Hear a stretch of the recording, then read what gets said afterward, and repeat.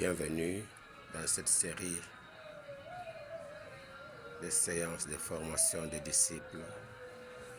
Nous vous saluons de la part du Père qui demeure en nous et Jésus-Christ incarné en nous qui sommes ses disciples. Bonjour, shalom, que Dieu vous bénisse tous.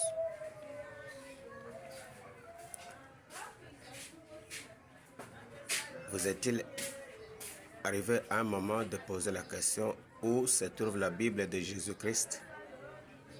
Si jamais Jésus-Christ avait laissé les écrits de sa main, si jamais Jésus avait saisi un écritoire pour glisser quelques mots que l'on puisse retrouver quelque part, laissez-nous vous répondre que Jésus a écrit, pas de la main, mais de sa bouche, sa parole dans le disciple, c'est le livre que Jésus a laissé sur la terre.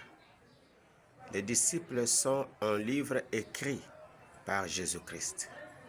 Sa parole écrite dans nos cœurs, comme il avait promis dans l'Ancien Testament, que j'écrirai mes paroles, mes commandements dans leur cœur. Les commandements de Dieu sont écrits dans nos cœurs, gravés dans nos cœurs, nous, les disciples de Jésus-Christ. Vos disciples, retenez que vous êtes une Bible écrite par Jésus-Christ. Ces paroles qui doivent demeurer en vous.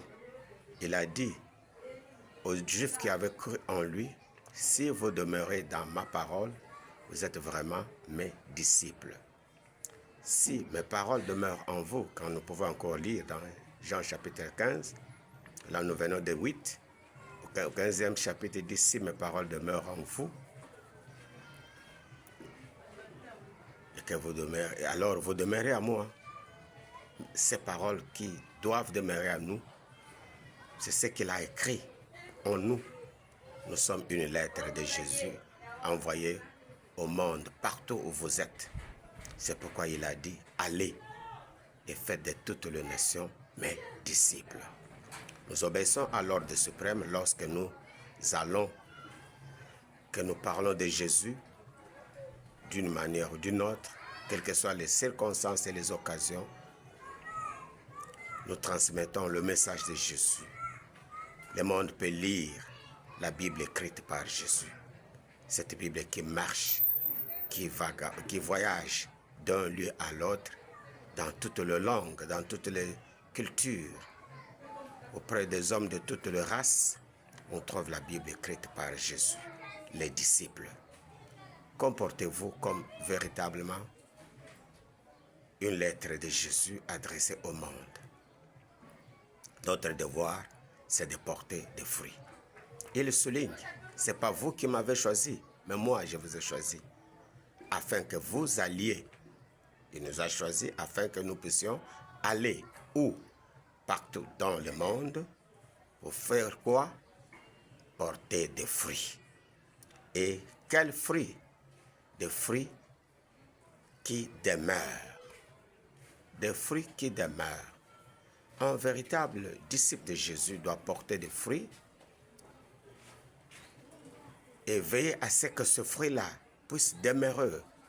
Pas les fruits d'un temps, pas les feuilles de paille, mais les feuilles de bois qui demeurent. Le gros bois, pas n'importe quel bois, pas les bois de n'importe quelle dimension. Les gros, allumés, ces feuilles-là demeurent. Portons des fruits. Portons des fruits partout au monde. Parlons de Jésus-Christ. Témoignons de Jésus-Christ. Manifestons son amour au monde. Voilà les fruits. La parole de Dieu nous enseigne, nous édifie, nous éclaire, nous fait comprendre ce qu'il faut faire chaque jour et ce qu'il ne faut pas. Et nous aide à créer des contacts. Le Saint-Esprit en nous, véritable faiseur de disciples, nous guide chaque jour, nous inspire chaque jour quoi faire, quoi dire, qui aborder, qui contacter, et quoi lui dire. Jésus veut agir par nous, nous, ses disciples, une lettre écrite par Jésus, la Bible de Jésus-Christ. Sa parole demeurant en nous doit porter des fruits, manifester la grandeur, la bonté, la puissance et l'amour de Jésus aux pécheurs à travers le monde. Le monde a besoin de Jésus pour accéder au salut. Et Jésus-Christ veut sauver par nous, il veut guérir par nous, il veut libérer par nous les disciples. Allez-y, disciples de Jésus. Saisissez la mission, saisissez l'ordre suprême, obéissez. C'est le caractère qu'il faut à un véritable Jésus-Christ. Que Dieu vous bénisse.